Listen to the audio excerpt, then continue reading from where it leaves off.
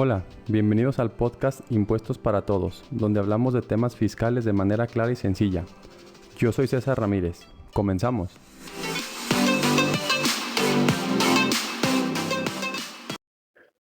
Hola a todos estrategas, ¿cómo están? Sean todos bienvenidos a un nuevo capítulo del podcast. El día de hoy vamos a platicar acerca de qué sucede o qué debemos de tomar en cuenta cuando vamos a hacer el cambio de ser persona moral reciclo a cambiarnos a ser persona moral del régimen general.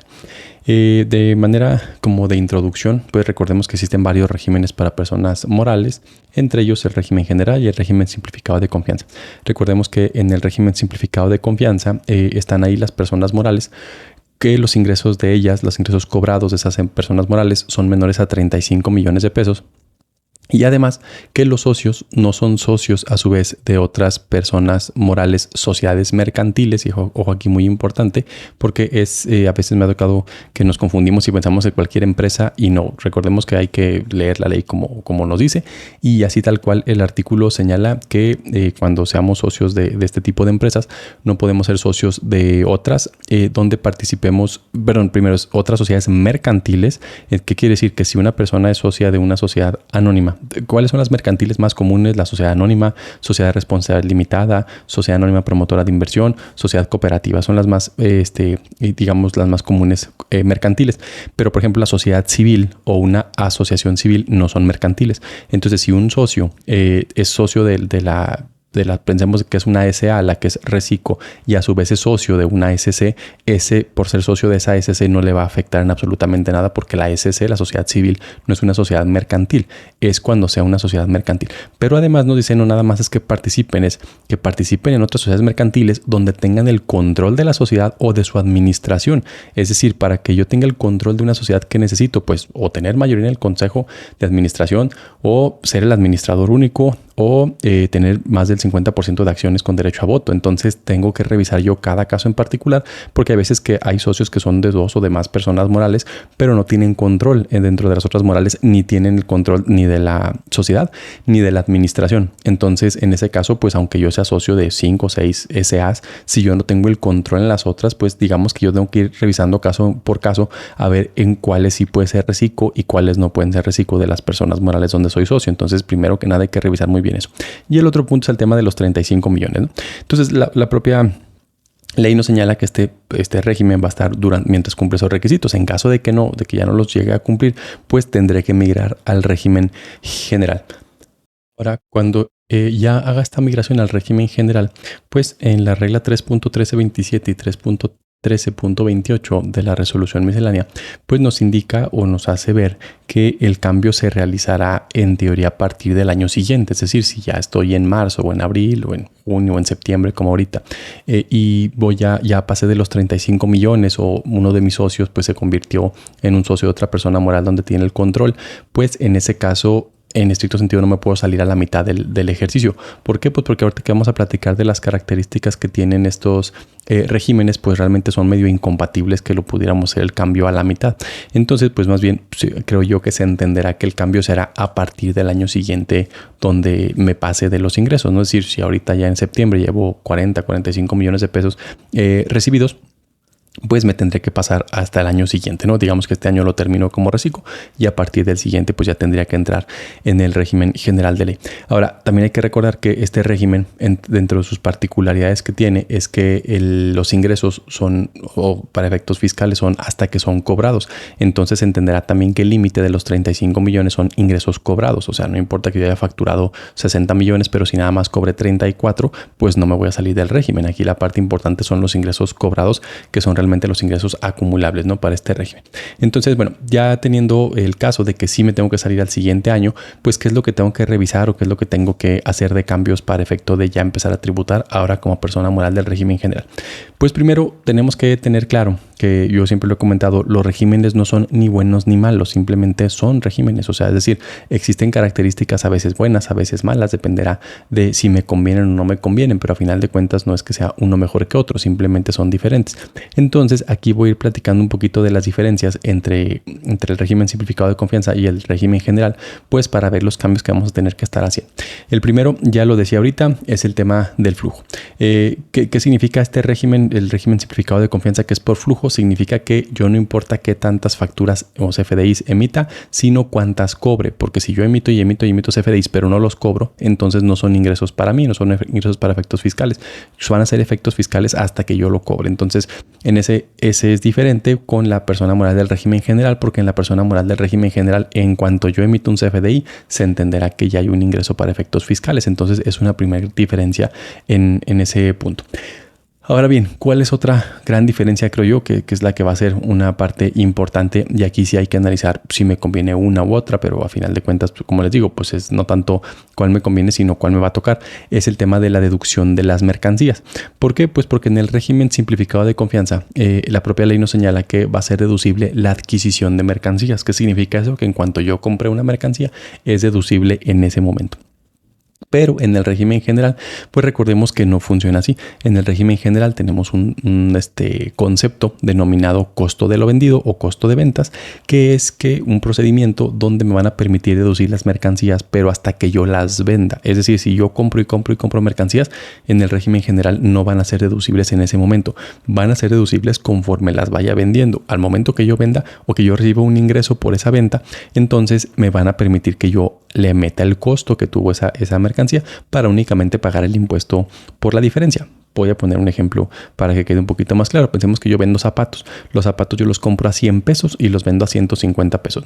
Entonces, si estoy en el régimen simplificado de confianza, desde que yo compro los zapatos, al momento que yo hago el pago de los zapatos de los 100 pesos, en ese momento ya es deducible para mí. Ya se dedujo, ya lo tengo como una deducción en mi declaración. En el régimen general, no. Cuando yo lo compro, pues nada más lo compré. Digamos que todavía no tiene ningún efecto fiscal. ¿Cuándo va a tener el efecto fiscal? Cuando yo lo llegue a vender a 150 pesos. Hasta ese momento me van a permitir que yo le meta los 100 pesos para efecto de que nada más me cobren el impuesto sobre 50 pesos, que fue mi ganancia.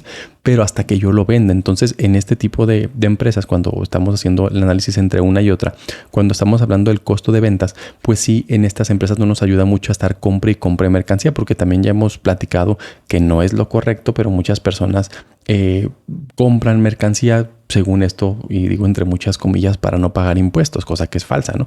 Entonces se están sobreinventariando, pero a veces también están en el régimen general. Entonces ahí, aunque compres y compres y compres y compres, no te ayuda para nada, porque únicamente estás guardando en el inventario y no te van a permitir deducir esas compras sino hasta que se vendan.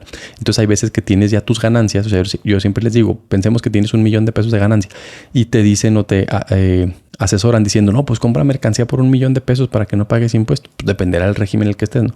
Pero si estás en régimen general, pues para empezar, pues ahí vas a tener 1,000,000 de pesos que gastaste en mercancía. Ya tienes 1,000,000 en tu inventario que se te puede echar a perder, te lo pueden robar, se te puede quemar, pueden pasar muchas cosas con ese inventario que tienes ahí.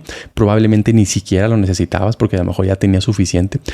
Y vos vas a ser obviamente más lento. Según tú, fue para ahorrarte ese impuesto, pero ese 1,000,000 de pesos ya lo tienes ahí guardado ahora, ¿no? Entonces, yo a veces les digo, hay que analizar qué me conviene más, tener el dinero ahí guardado como inventario o pues mejor haber pagado el impuesto que me correspondía y los otros dinero, pensemos, nos vamos hasta la tasa máxima, pagamos un 30%, pero los otros 70 pesos yo los puedo usar como mejor me convenga en la empresa para hacer otra inversión, para hacer pagos, para hacer ciertas cosas, para tener flujo, ciertamente.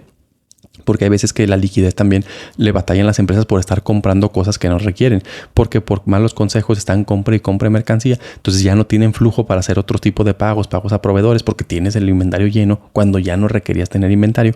Entonces precisamente hay que analizar también si tu régimen hace sentido, ¿no? Pero entonces en Resico, régimen simplificado de confianza, se deduce al momento que yo la compro, la mercancía. En el régimen general, al momento que yo la vendo. Ahora, ¿qué va a suceder con el caso? Porque para efecto del costo de lo vendido, del costo de ventas, se calcula mediante una formulita. Digo, obviamente que dependerá cada empresa, ¿no? Pero de manera general pudiéramos decir que la fórmula es el inventario que yo tenía al inicio del año más las compras que hice durante todo el año menos el inventario final. Ese es mi costo de ventas. Entonces es muy importante que yo cuando vaya a cerrar, digamos, el último ejercicio de Resico, debo dejar muy bien determinado cuál es mi inventario final real, porque muchas veces no se lleva un inventario. De hecho, la propia ley nos obliga a llevar un inventario o hacer un inventario físico de las mercancías al cierre del ejercicio. O sea, el 31 de diciembre, yo antes de ir a comerme las uvas, tengo que hacer el conteo del inventario que está en mi bodega. Entonces, ¿Por qué necesito hacer Porque ya a partir del siguiente año yo voy a empezar a deducir con costo de ventas. Entonces yo requiero tener un inventario inicial porque ese dato va a ser importantísimo para yo poder determinar mi costo de lo vendido. Entonces, como a veces en Recico, como se lleva una contabilidad fiscal, a veces que está mal hecho, pues, pero se le lleva nada más una contabilidad para efecto de pagar impuestos, pues no se lleva el control de cuánto es el inventario. Entonces, en ese sentido, es importante pues que entendamos que ese dato tiene que ser relevante. O sea, si yo ya sé que me voy a cambiar a régimen general, es forzoso que yo a mi contribuyente, a mi cliente, o si yo soy del 31 de diciembre, pues me esperan con las uvas porque yo voy a tener que estar contando mi mercancía porque tengo que tener un inventario inicial para el siguiente año, porque el siguiente año yo ya requiero esos 3 datos: inventario inicial, compras e inventario final. Entonces es importante pues que hagamos este cálculo porque nos ha tocado empresas que se cambiaron y ya cuando estás en el anual del año siguiente, oye, ¿cuál era tu inventario inicial? No, pues no sé. Y entonces eso cambia completamente todo el dato porque ese inventario inicial pues puede hacerte que pagues mucho más o que pagues mucho menos, dependerá del costo precisamente. Entonces por eso es tan importante, ustedes ya saben que se van a tener que mover, pues si vayan previendo con tiempo.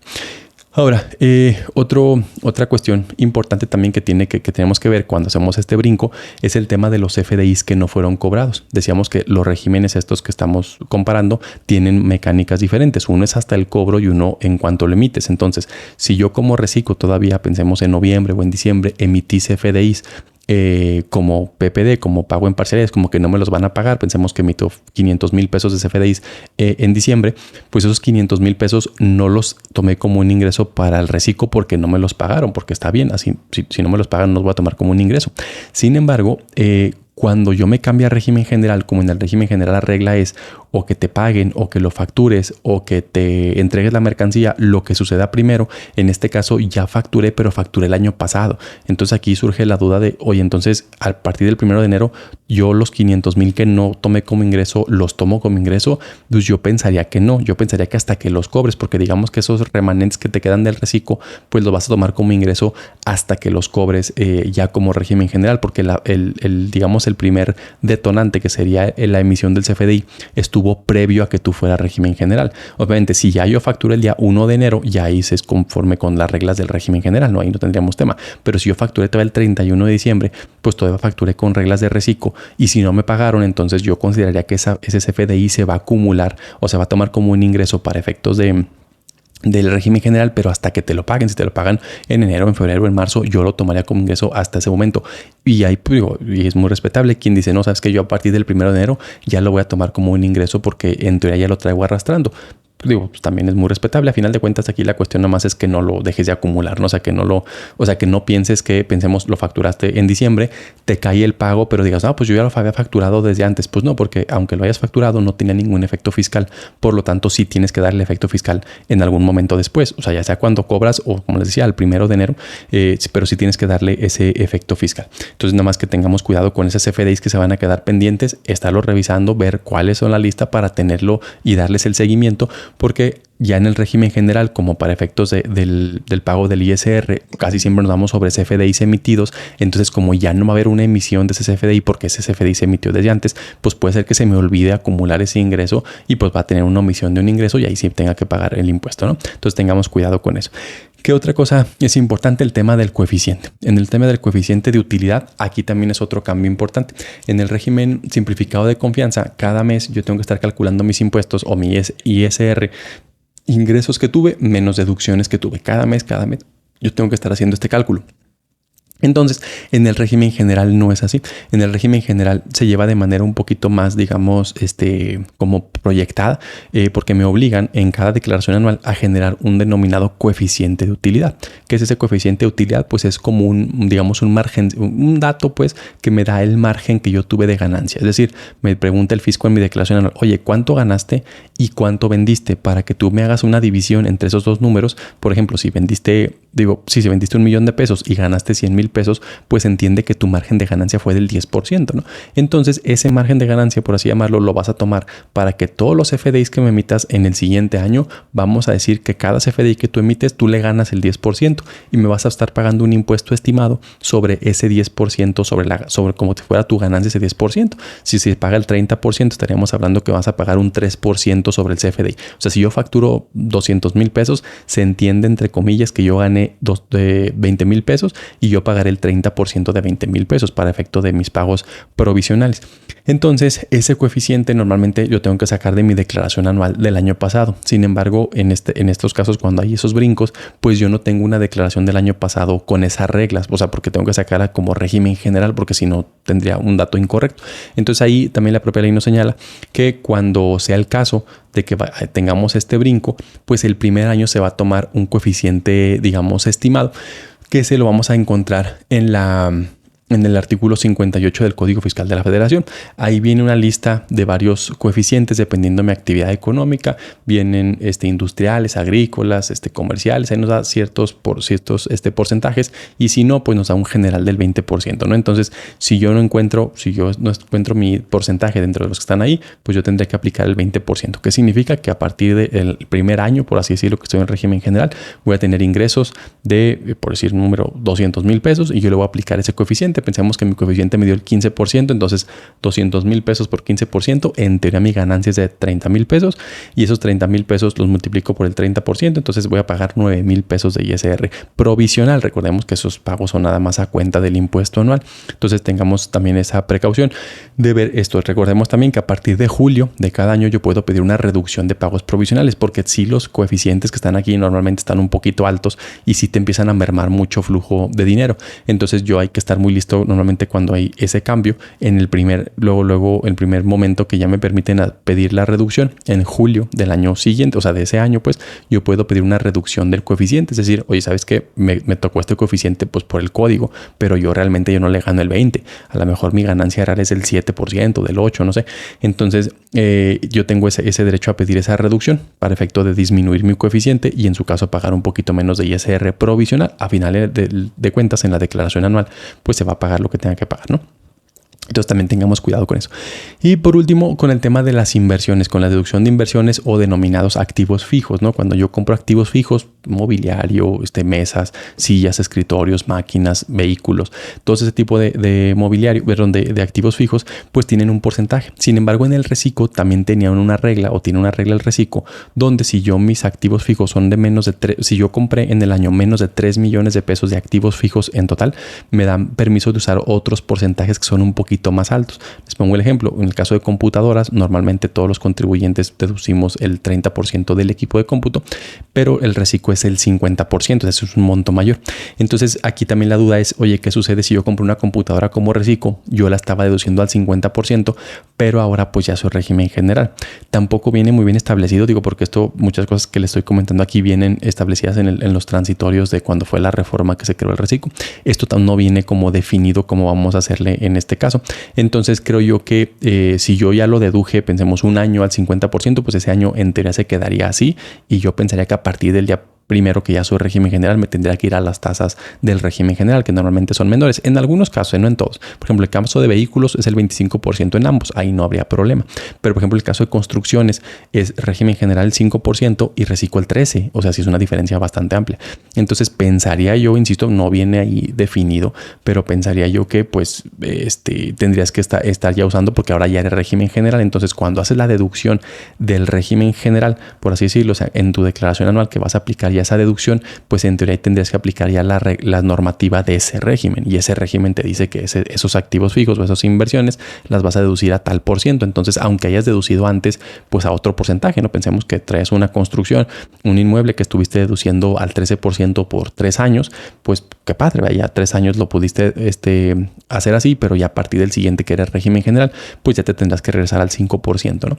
Y si en algún momento regresaras al reciclo, pues otra vez podrías utilizar este 13%. Entonces, a final de cuentas, pues es conforme el régimen que estés tributando actualmente, ¿no? Entonces, bueno, eso creo yo que son las partes más importantes que hay que analizar, porque a partir de ahorita, pues ya empezamos, creo yo que empieza la temporada del cierre, ¿verdad? A partir de septiembre, octubre, noviembre, diciembre, ya son las temporadas de los cierres. Vayamos haciéndolo desde ahorita, no estén buscando en noviembre o en diciembre ya a ver qué voy a hacer con la ganancia. Pues no, más bien desde ahorita hay que ir viendo, hay que ir planeando qué se va a hacer.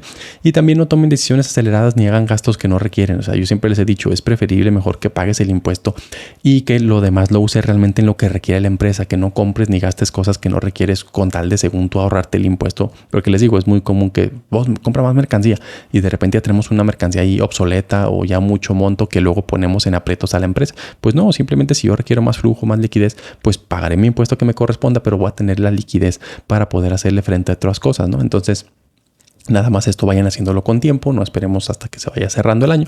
Vamos desde ahorita ya viendo cómo vamos a cerrar, dónde vamos, qué traemos de problemitas para irlos con este tiempo. Todavía tenemos 4 meses bastantes buenos para poder ir planeando ese cierre. Bien, entonces pues digo, en este caso de los reciclos, pues hay algunos que ya desde ahorita ya pasaron de los 35 millones.